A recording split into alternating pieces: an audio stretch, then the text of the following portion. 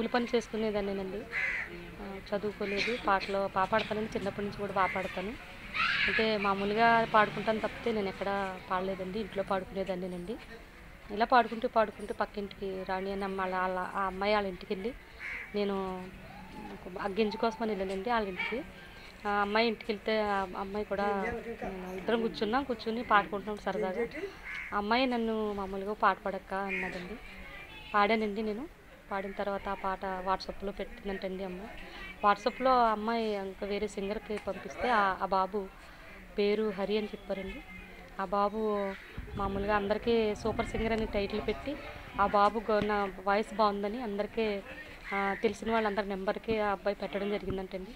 ఆ బాబు ద్వారా ఇంత వైరల్ అయిందండి. ఆ బాబుకి నిజంగా నేను జన్మాంతరం రుణపడి ఉన్నానని చెప్తున్నానండి. ఎందుకంటే నేను వాళ్ళ ద్వారాగా ఇంత మంచి పేరు వచ్చిందని నేను గట్టిగా బలంగా నమ్ముతున్నానండి. జన్మంతా రుణపడి ఉంటానండి. నేను ఏ ఎత్తులో ఉన్నా వాళ్ళు మాత్రం మర్చిపోనండి నేను. తర్వాత అందరూ నాకు ఇలా జరిగిన తర్వాత ఫోన్ చేస్తాం పట్టారండి. తర్వాత కోటి గారు ఫస్ట్ అండి నాకు కోటి గారు మాట్లాడారండి. కోటి గారు నాకు అవకాశం ఇస్తానని పిలిచారండి. హైదరాబాదు మొక్క ఎరగని దాన్నండి నేను. ఆయన పిలుపు కోసమని వెయిట్ చేస్తున్నాను నేను. 18వ తారీఖుని అక్కడికి నేను వెళ్ళడం జరుగుతుందండి.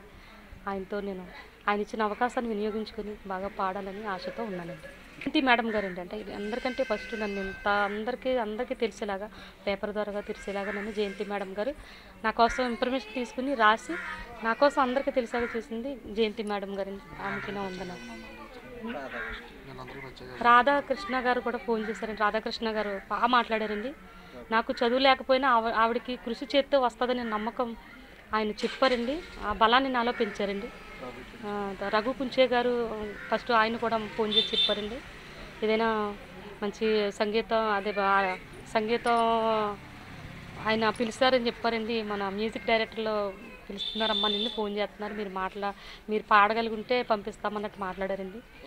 ఆ తర్వాత కౌసల్య గారు ఫోన్ చేశారండి. ఆవిడ పాడారు, నా చేత పాడించుకున్నారండి. ఆవిడకి నా ధన్యవాదాలు.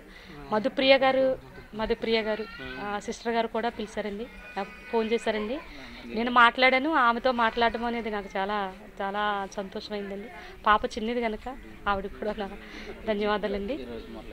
ఈరోజు అయితే మురళీమోహన్ గారు నాకు సత్కారం చేశారండి. మా పల్లెకి వచ్చి నన్ను కలిసి నాతో మాట్లాడి ఆయన పేరు తర్వాత అనపర్తి నియోజకవర్గం ఎమ్మెల్యే గారు వచ్చారండి, రామకృష్ణారెడ్డి గారు. ఆయన ప్రత్యేకమైన నా ధన్యవాదాలండి. ఆయన వచ్చి మామూలుగా నాకు సన్మానం చేశారండి.